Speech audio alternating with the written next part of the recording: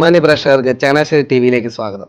ഒരു കാലത്ത് ചങ്ങനാശ്ശേരിയെ നടുക്കിയ ഒരു സംഭവത്തിന്റെ ചുരുളഴിക്കുകയാണ് ഈ എപ്പിസോഡിലൂടെ. നമുക്ക് ഈ വിഷയം വിവരിക്കാൻ പോകുന്നത് ചങ്ങനാശ്ശേരി ടി വിയുടെ ഡയറക്ടറായിട്ടുള്ള മാർട്ടിൻ ജോസഫ് സാറാണ്. എന്താണ് ഈ കഥയെന്ന് നമുക്ക് കേൾക്കാം. ഒരിക്കൽ കൂടി ചങ്ങനാശ്ശേരി ടി വിയിലേക്ക് സ്വാഗതം. മാർട്ടിൻ ചേട്ടാ നമസ്കാരം. നമസ്കാരം. ഞാനേ എൻ്റെ കുട്ടിക്കാലത്ത് ചങ്ങനാശ്ശേരി നടുക്കിയ ഒരു സംഭവത്തെ പറ്റി കേട്ടിട്ടുണ്ട്. ചങ്ങനാശ്ശേരിയെ നടുക്കിയ ഒട്ടേറെ സംഭവങ്ങൾ നമ്മളെ എപ്പിസോഡുകൾ പലതായിട്ട് ചെയ്ത് ചങ്ങനാശ്ശേരി ടി വിയിലൂടെ പുറത്തിറക്കിയിട്ടുണ്ട്. അപ്പോൾ ഈ നടുക്കുക എന്ന് പറയുന്നത് കഴിഞ്ഞാൽ എന്ത് തരത്തിൽ നടുക്കിയെന്നാണ് ഉദ്ദേശിക്കുന്നത്? അതായത് ചങ്ങനാശ്ശേരിക്കാരെ ഭയപ്പെടുത്തിയ ഒരു സംഭവം. അതായത് ഞാൻ വേറൊന്നുമല്ല, പോത്തുംകാലം എന്ന് പറയുന്നൊരു സംഭവം. പോത്തുംകാലം അതൊരു വലിയ സംഭവം തന്നെയായിരുന്നു. ഇതിനെപ്പറ്റി കേട്ടിട്ടുണ്ടോ? കേട്ടിട്ടുണ്ട്, ഞാൻ കേട്ടറിവേ ഉള്ളൂ. ഒന്നും കൂടെ വിശദമായിട്ട് എനിക്കൊന്ന് നമ്മുടെ ചങ്ങനാശ്ശേരി ടി വിയിലൂടെ ഒന്ന് കേട്ടാ സാറിന് കേട്ടായിരുന്നു. ഇത് ശരിക്കും 80കളിൽ ചങ്ങനാശ്ശേരിയിൽ ഇച്ചിരി ബുദ്ധിമുട്ടുണ്ടാക്കിയൊരു സംഭവം. ശരിക്കും ബുദ്ധിമുട്ടുണ്ടാക്കിയൊരു സംഭവം 80കളിലെ സംഭവം നടക്കുന്നത്. ഹസ്ബിനൊക്കെ 90s ആയിരിക്കും. അപ്പം ഞങ്ങളൊക്കെ 70s ആണ്. അതായത് ഒരു 50 വയസ്സിന് മുകളിലുള്ള വ്യക്തികൾക്ക് ഇത് കേട്ടാൽ അവർക്ക് മനസ്സിലാവും. പോത്തുംകാലം ഒരു സംഭവം. വളരെ കാര്യപ്രാപ്തിയുള്ള ഒരു പോലീസ് ഉദ്യോഗസ്ഥന്റെ ക്രിയാത്മകമായ ഇടപെടലിൽ ഇല്ലാതാക്കി കളഞ്ഞ ഒരു വലിയ സംഭവമായിരുന്നു പോത്തുംകാലം. പക്ഷെ ആ സംഭവത്തെക്കുറിച്ച് പറയുന്നതിന് മുമ്പ് അസ്മിൻ ഒരു സത്യം മനസ്സിലാക്കണം. ഇന്ന് നമ്മുടെ നാട്ടില് പാതിര ആയാലും ടൗണിലൊക്കെ നല്ല ജനത്തിരക്കുണ്ട്, വാഹന ബാഹുല്യമുണ്ട്, ആളുകളെല്ലാം രാത്രിയിൽ ഇങ്ങനെ ഇറങ്ങുന്നു. 80കളിലെ സ്ഥിതി ഇതല്ല. 80കളിൽ നിങ്ങളിപ്പോൾ ഈ ടൗണിലൊക്കെ കാണുന്ന പോലെ ഹൈമാസ്റ്റ് വിളക്കുകളും പ്രകാശം ചൊരിയുന്ന വഴിവിളക്കുകളില്ല. എവിടെങ്കിലും ഒരു പോസ്റ്റിൽ ഒരു ലൈറ്റ് കത്തുന്നുണ്ടെങ്കിൽ അത് മഞ്ഞ കളറിലെ 40 വാട്ട്സിൻ്റെയും 30 വാട്ട്സിൻ്റെയും പരമാവധി പോയ 60 വാട്ട്സിൻ്റെ ഒക്കെ ലൈറ്റാണ്. അതൊരു പോസ്റ്റിന്റെ മുകളിൽ നിന്ന് കത്തിയാലൊന്നും വഴിയിൽ വെട്ടം കിട്ടത്തില്ല. പിന്നെ ഒന്ന് കാണാം, അതുപോലെ ലൈറ്റ് കൂടിപ്പോയി ആ പോസ്റ്റിന്റെ ചുറ്റും ഇച്ചിരി ഭാഗത്ത് അത്രേ ഉള്ളൂ. അങ്ങനെ ഒരു കാലഘട്ടം. റോഡുകൾ നമ്മളിന്ന് കാണുന്ന പോലെ ചങ്ങനാശ്ശേരിയില്ല. 80കളിൽ അത്ര ഡെവലപ്ഡ് ആയിട്ടില്ല. ഈ മാർക്കറ്റിലെ കച്ചവടം കഴിഞ്ഞാൽ, കവലകളിലെ കച്ചവടം കഴിഞ്ഞാൽ, അതൊക്കെ ഇന്നത്തെ പോലെ വളരെ വൈകി കച്ചവടം ഒന്നും തുടരാറില്ലായിരുന്നു. 6 മണി 7 മണിയൊക്കെ ആകുമ്പോൾ എല്ലാം അടയ്ക്കും. കാരണം പിന്നെ ആൾക്കാരും വഴിയിൽ ഇറങ്ങില്ല. കാരണം എല്ലാവർക്കും ഒരു ഭയമാണ്, ഇരുട്ടിന്റെ ഭയമാണ്. അപ്പൊ ആ ഒരു അന്തരീക്ഷം ഓർക്ക്. എന്നാലും നമ്മുടെ ചങ്ങനാശ്ശേരി ചന്ത എന്ന് പറഞ്ഞു കഴിഞ്ഞാൽ കേരളത്തിലെ വളരെ അറിയപ്പെടുന്ന ഒരു വ്യാപാര വാണിജ്യ കേന്ദ്രമായി. ശരിയല്ലേ? അവിടെ അന്നത്തെ കാലത്ത് 80കളിൽ ദിവസം 1000 രൂപയോളം ഒക്കെ സമ്പാദിക്കുന്ന വ്യാപാരികളുണ്ടായിരുന്നു. 80കളിലാണെന്ന് ഓർക്കണം. ഇന്നും 1000 രൂപ കിട്ടുന്നവനായിട്ട് വലിയ സംഭവമായിട്ടാണ് കരുതുന്നത്. പക്ഷെ അന്ന് 1000 രൂപ എന്ന് പറഞ്ഞാൽ ഇന്നത്തെ 1000 രൂപയുടെ വിലയില്ല. നല്ല വരുമാനം ഉണ്ടായ ആൾക്കാരൊക്കെ ഉണ്ടായിരുന്നു. പക്ഷെ ഇന്നത്തെ പോലെ വാഹനങ്ങളില്ല. ചിലർ നടന്നു പോകും, ചൂട്ട് കത്തിച്ച് വീടുകളിലേക്ക് മടങ്ങി പോകുന്നത്. ചിലർ കാളവണ്ടി, സൈക്കിള്, പിന്നെ സാധനങ്ങൾ കൊണ്ടുപോകാൻ ഉന്തുവണ്ടി. ഇങ്ങനെ ഒരു സാഹചര്യമായിരുന്നു അന്ന് ചങ്ങനാശ്ശേരിയിൽ. ചങ്ങനാശ്ശേരി മാത്രമല്ല, ഒരുമാതിരിപ്പെട്ട സ്ഥലങ്ങളിലെല്ലാം തന്നെ ആ ഒരു കാലഘട്ടത്തിൽ അത്രേ ഉള്ളൂ. അപ്പൊ ആ സമയമൊന്ന് പ്രത്യേകം പറയാൻ കാര്യം വെച്ചാൽ എങ്കിൽ മാത്രമേ ഈ പോത്തുംകാലം എന്ന് പറയുന്ന സംഭവത്തിന്റെ ഭീകരത എന്താണെന്ന് നമുക്ക് മനസ്സിലാക്കാൻ പറ്റത്തുള്ളൂ. അപ്പോൾ ഒരു 6 മണിയൊക്കെ കഴിഞ്ഞു കഴിഞ്ഞാൽ ഒരുമാതിരിപ്പെട്ട വഴികളെല്ലാം തന്നെ വിജനമാണ്. അപ്പോൾ എല്ലാ കാലത്തും മനുഷ്യന്റെ ഭയം, അജ്ഞത, ഇതൊക്കെ മുതലെടുത്ത് ജീവിക്കുന്ന കുറേ എണ്ണം ഉണ്ടല്ലോ. അവരുടെ വകയായിട്ട് കാട്ടിക്കൂട്ടിയ ഒരു വലിയ സംഭവമായിരുന്നു. പക്ഷെ അക്ഷരാർത്ഥത്തിൽ ചങ്ങനാശ്ശേരിയിലെ സ്ത്രീകളെയും പ്രായമായവരെയും കുട്ടികളെയും ഒക്കെ വളരെ ഭയപ്പെടുത്തിയ ഒരു സംഭവം, വല്ലാതെ ഭയപ്പെടുത്തിയ ഒരു സംഭവം തന്നെയായിരുന്നു ഈ പോത്തുംകാലം. അപ്പം ആ സാഹചര്യം മനസ്സിലായി. സംഗതി ഇത്രയും ഇങ്ങനെയൊന്നും ഭാവനയിൽ കാണുക. ചങ്ങനാശ്ശേരി മാർക്കറ്റിൽ നിന്നും ഒരു വ്യാപാരി പകലത്തെ മുഴുവൻ അധ്വാന ഫലവും ഒക്കെ ആയിട്ട് എളിയിൽ വെച്ച് ഒരു 1000 രൂപ ഉണ്ടെന്ന് കൂട്ടുകയും അതുമൊക്കെ ആയിട്ട് അയാള് പോവുകയാണ്.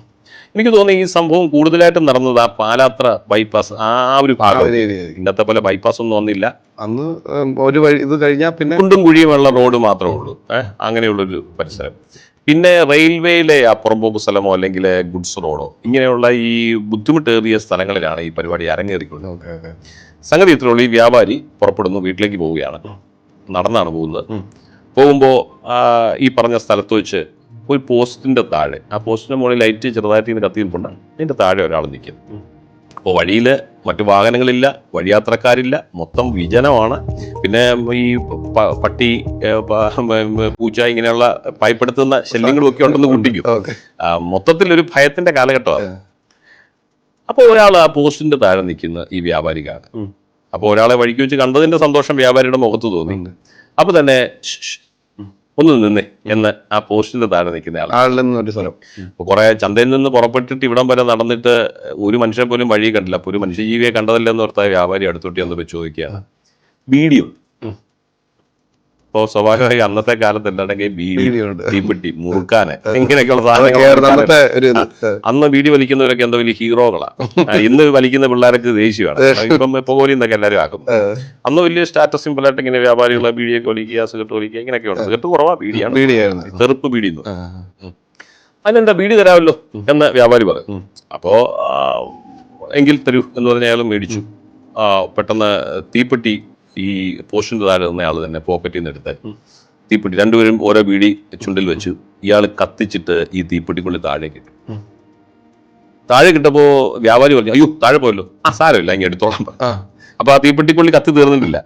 ഈ വ്യാപാരി ഇത് കുനിഞ്ഞെടുക്കുകയും ഇയാൾ ഞെട്ടിപ്പോയി. ഈ പോസ്റ്റിന്റെ താഴെ നിന്ന മനുഷ്യന്റെ ഉടലും മനുഷ്യന്റേതും കാല്, രണ്ട് കാലുകൾ ഒരു പോത്തിന്റെ ആ തീപ്പെട്ടി കൊള്ളിയുടെ വെളിച്ചത്തിന് കണ്ടു. പെട്ടെന്ന് ഒരു കൊള്ളിയും കൂടെ ഓടി കത്തിച്ചു നോക്കി. ഇത് വല്ല തെറ്റിപ്പോയതാണോ, അബദ്ധം പറ്റിയതാണോ നോക്കിയപ്പോഴത്തേക്ക് കൃത്യമാണ്. മനുഷ്യന്റെ ഉടലും പോത്തിന്റെ കാലും, രണ്ടു കാലും പോത്തിന്റെ കാല്. ഈ ഒരു അവസ്ഥ വന്നാൽ അസ്മിൻ എന്നായി? എന്നെ ചെയ്യാനാ? ശബ്ദമൊക്കെ അടഞ്ഞു പോയി. പുള്ളി ഓടി രക്ഷപ്പെടുക.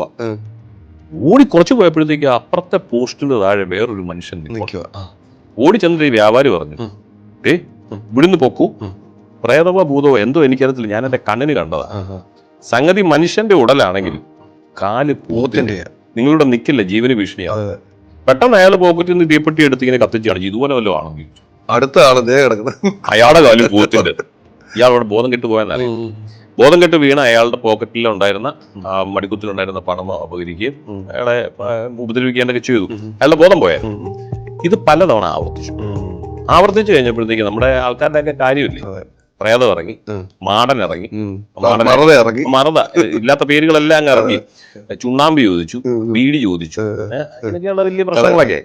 അപ്പൊ ഈ ചങ്ങനാശ്ശേരിക്കാരുടെ കാര്യമില്ലേ, ഒരു ചെറിയൊരു തീപ്പൊരി കിട്ടിക്കുന്ന കാട്ട് ഒരു സംഗതി അങ്ങ് കത്തിച്ച് വയറലായി. ഇപ്പോഴത്തെ ഭാഷ പറഞ്ഞ വയറലായല്ല. അപ്പൊ നട്ടുച്ചയ്ക്ക് സൂര്യൻ തൊട്ട് തലയുടെ മുകളിൽ നിൽക്കുമ്പോൾ പോലും എല്ലാവർക്കും പേടി തുടങ്ങി. അപ്പൊ ഇരട്ടി കഴിഞ്ഞുള്ള കാര്യം പറയാം.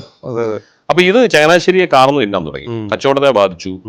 പുറത്തിറങ്ങുന്ന കുട്ടികൾ ഇപ്പൊ സ്കൂളിലൊക്കെ പോയിട്ട് 4 മണിക്ക് തന്നെ വീട്ടിൽ തിരിച്ചെത്തില്ല മാതാപിതാക്കൾക്ക് ആദ്യം. കാരണം 4 മണി കഴിഞ്ഞ് പിന്നെ ഇരട്ടി പോയ പിള്ളേരെ നമ്മളിന്ന് ചിരിക്കുന്നു. അന്ന് ചങ്ങനാശ്ശേരി ശരിക്കും ഇത് ശരിക്കും ഭയന്നു. അപ്പൊ ഇതിന്റെ ട്വിസ്റ്റ് വരുന്നത്, ചങ്ങനാശ്ശേരിയിൽ അന്ന് വളരെ കാര്യപ്രാപ്തിയുള്ള SI ചാർജ് എടുത്തു, SI ജോഷുവ. ജോഷുവ എന്ന് പറഞ്ഞ പോലീസ് ഉദ്യോഗസ്ഥന് മനസ്സിലായി മറതയും ഭൂതവും ഒന്നും അല്ലത്, ഇത് മനുഷ്യന്റെ കൈയായിട്ട്. പക്ഷെ ഇതിന്റെ ഗുട്ടൻസ് പിടിക്കാതിരിക്കാനും പറ്റില്ല. എന്താണ് മനുഷ്യന്റെ ഉടലും പോത്തിന്റെ കാലം, ഇതെങ്ങനെ ശരിയാണ്? ഇതെങ്ങനെ? ജോഷുവ സാർ എന്നു വെച്ചാല് ഒരു കാളവണ്ടിക്കാരനായിട്ട് വേഷം ഇട്ടു. ഒരു കാളവണ്ടിയൊക്കെ എടുത്ത് പ്രേക്ഷകരോട് ഒരു കാര്യം ഞാൻ പറയാം. എനിക്ക് ഇതിന് നേരെ കണ്ടുള്ള അറിവില്ല. ഞാൻ അന്നത്തെ എൻ്റെ ചെറിയ പ്രായത്തിൽ 80കളിൽ കേട്ടറിവാണ്. അപ്പം ഇതിനെന്തെങ്കിലും വ്യത്യാസം ഉണ്ടെങ്കിൽ നിങ്ങൾക്ക് താഴെ കമൻറ്റ് ബോക്സിൽ അത് രേഖപ്പെടുത്താം. എന്തെങ്കിലും ഞാൻ ഈ പറഞ്ഞതിന് എന്തെങ്കിലും വ്യത്യാസം ഉണ്ടെങ്കിൽ ഞാൻ ആ സംഭവം ഒന്നുകൂടെ വിവരിക്കുക. അപ്പോൾ ജോഷുവ സാറേ ഒരു കാളവണ്ടിക്കാരൻ്റെ വേഷത്തിൽ കാളവണ്ടിയുടെ മുന്നിൽ ഇരുന്ന് കാളയെ തെളിച്ച് പുറകിൽ സാധനങ്ങൾ വെക്കുന്ന സ്ഥലത്ത്, അതായത് ചന്തയിൽ നിന്ന് കച്ചവടം കഴിഞ്ഞ് സാധനങ്ങളൊക്കെ ഇറക്കി വരുന്ന വ്യാപാരിയുടെ പോലെ രാത്രിയിൽ ലോഡൊക്കെ ഇറക്കിയിട്ട് കാലി വണ്ടിയാണ്. ജോഷുവ സാർ ഇങ്ങനെ വണ്ടി കാളയെ തെളിക്കുന്നു. പുറകില് സാധനങ്ങൾ വെക്കുന്നിടത്ത് 2-3 പോലീസുകാർ കിടക്കുന്നു. അവരെ ടാർപോളിനിട്ട് മൂടിയിരിക്കുക. അപ്പം കാലി വണ്ടിയായിട്ട് തോന്നുന്നു. അദ്ദേഹം അവിടെ ചെന്നപ്പോൾ ഈ പറഞ്ഞ പോലെ ഒരു ദിവസം ചെന്നപ്പോൾ ആളുകളുണ്ടാവും, ഒരാളവിടെ നിൽപ്പുണ്ട്. ഇപ്പം ജോഷുവ സാറിന് മനസ്സിലായി സംഗതി തന്നെയാണ് പാർട്ടി. അവർ വിളിക്കാതെ തന്നെ അടുത്തോട്ടെങ്കിൽ ചെന്നാ കേട്ടത്. അപ്പം അവര് സ്ഥിരം ചോദ്യം, വീഡിയോ ഉണ്ട്, തരാമല്ലോ. വീഡിയോ കൊടുക്കുന്നു, കത്തിക്കുന്നു, താഴേക്ക് ഇടുന്നു. ജോഷുവ സാറിന് ഒരു പേടിയും തോന്നുന്നില്ല. കയറി വട്ടം പിടിച്ചു, വിസിലടിച്ചു. വണ്ടിയിൽ ഇരുന്ന ബാക്കി പോലീസുകാർ ചാടി വന്ന് ഇവനെ ഓടിച്ചിട്ട് പിടിച്ചു. മറ്റവനോട് രക്ഷപ്പെട്ടെന്നോട്ടെ കേൾക്കുന്നു. ഏതായാലും അന്നത്തേത് കൊണ്ടൊരു കാര്യം മനസ്സിലായി. ഈ ഇറച്ചിക്കടകളിൽ നിന്ന് പോത്തിന്റെ കാല് വെട്ടിമുറിച്ച് കളയുന്നത് പേടിച്ച് സ്വന്തം കാലിലേക്ക് കെട്ടിവെച്ചിട്ട് മനുഷ്യനെ ഭയപ്പെടുത്തി അവന്റെ പണം അടിക്കുന്ന, അവന്റെ ധനം അടിച്ചു മാറ്റുന്ന, ഭയപ്പെടുത്തുന്ന ഒരു സംഘത്തിന്റെ ഗൂഢലക്ഷ്യമായിരുന്നു എന്നുള്ളത് ജോഷുവ അത് പൊളിച്ചടുക്കി.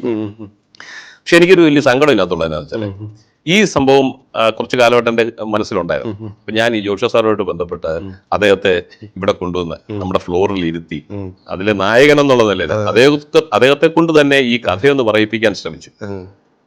അത് കാര്യങ്ങളെല്ലാം സംസാരിച്ച് റെഡിയായിരിക്കുന്ന സമയത്ത് ഏതാനും മാസങ്ങൾക്ക് മുമ്പ് അദ്ദേഹം മരിച്ചു. ഇല്ലായിരുന്നെങ്കിൽ ആ നായകനിൽ നിന്ന് തന്നെ ഈ കഥ ചങ്ങനാശ്ശേരിക്കാർക്ക് ഈ കഥ കേൾക്കാം, അനുഭവങ്ങളിൽ നിന്ന് വരുന്ന ഒരു സാധനം. തീർച്ചയായിട്ടും. കാരണം അന്നത്തെ കാലത്ത് പോത്തുംകാൽ എത്രമാത്രം പ്രസിദ്ധി ആർജിച്ചോ അതിലും എത്രയോ ഇരട്ടി പ്രസിദ്ധമായ ഒരു പേരായിരുന്നു അറിയോ, SI ജോഷുവ. അദ്ദേഹത്തിന് ഇങ്ങനെ ഒരു സംഭവത്തെ പൊളിച്ചെടുക്കാൻ ഒരു അന്നത്തെ ഒരു ജെയിംസ് ബോണ്ട് എന്നോ ഷെർലക് ഹോംസ് വിളിക്കാവുന്ന നായക പരിവേഷം കിട്ടി. അപ്പൊ അത് ആ മനുഷ്യൻ അന്ന് വളരെ ധൈര്യത്തോടെ ഇറങ്ങി പുറപ്പെട്ടതുകൊണ്ട് ചങ്ങനാശ്ശേരിക്കാരെ ഒരു വലിയ ഭയത്തിൽ നിന്ന് രക്ഷപ്പെടുത്തുകയായിരുന്നു ചെയ്തത്. ഇതായിരുന്നു പോത്തുംകാലിന്റെ കഥ. വളരെ നന്നായിട്ടുണ്ട്. അത് ഇങ്ങനൊരു ജനങ്ങളെ ഭയപ്പെടുത്തുന്ന ഒരു സംഭവം അതിങ്ങനൊരു അല്ല ജോഷ സാറിൽ നിന്ന് കേൾക്കാൻ പറ്റിയില്ലെങ്കിലും നമ്മുടെ മടിച്ചാലിൽ നിന്ന് കേൾക്കാൻ സാധിച്ചു. പക്ഷെ എന്നൊക്കെ നന്നായി ഇത് പറയാൻ കഴിയുന്ന പ്രായമുള്ള ആളുകളൊക്കെ ഉണ്ടാവും ചങ്ങനാശ്ശേരിയിൽ. പക്ഷെ അവർക്ക് വേണമെങ്കിൽ നമുക്ക് ഇതിപ്പം അതിനകത്ത് എന്തെങ്കിലും ഉണ്ടെങ്കിൽ ഇവിടെ കമന്റിൽ നമ്മുടെ ഈ വിഷയമല്ല മറ്റൊരു വിഷയമാണെങ്കിൽ പോലും ചങ്ങനാശ്ശേരിയെ സംബന്ധിക്കുന്ന ഇങ്ങനത്തെ കൗതുകകരമോ ഭയപ്പെടുത്തുന്നതോ സന്തോഷഭരിതവുമായിട്ടുള്ള എന്ത് വിഷയമുണ്ടെങ്കിൽ അത് ജെന്യുവൻ ആണെങ്കിൽ നമ്മുടെ ചങ്ങനാശ്ശേരി ടിവിയിലൂടെ അത് പ്രേക്ഷകരിലേക്ക് എത്തിക്കാൻ നിങ്ങൾ സാവകാശമുണ്ട്. ഞങ്ങൾ അതിനുള്ള എല്ലാ സഹായ സഹകരണവും നിങ്ങൾക്ക് ചെയ്തു തരും. അപ്പൊ ഇത്തരം വിഷയങ്ങളുമായിട്ട് നിങ്ങൾക്ക് ആർക്ക് വേണമെങ്കിലും ചങ്ങനാശ്ശേരി ടിവിയിൽ സമീപിക്കും. തീർച്ചയായും. ഇങ്ങനൊരു കഥയെപ്പറ്റി നമുക്ക് നന്നായിട്ടുണ്ട്. എനിക്കും കേട്ടതെന്നായിരുന്നു, പക്ഷെ എനിക്കിപ്പം അത് പറഞ്ഞപ്പോ ഒരു പെട്ടെന്നൊരു ഉള്ളിൽ ടച്ച് ചെയ്യുന്ന രീതിയിൽ കണ്ട പോലൊരു പേര് എനിക്ക് പഠിച്ചെടുത്ത് കേൾക്കാൻ സാധിച്ചു. ചങ്ങനാശ്ശേരിയെ നടുക്കിയ ഒട്ടേറെ കഥകളിൽ ഒരു കഥ മാത്രമാണിത്. ഇനിയും ഇതുപോലത്തെ കഥകളും അറിവുകളും എന്തെങ്കിലും ഉണ്ടെങ്കിൽ നമുക്ക് ചങ്ങനാശ്ശേരി TV ആയിട്ട് നിങ്ങൾക്ക് ബന്ധപ്പെടാൻ സാധിക്കുന്നതാണ്. മറ്റൊരു എപ്പിസോഡിൽ കാണുന്നത് വരെ എല്ലാവർക്കും നന്ദി, നമസ്കാരം.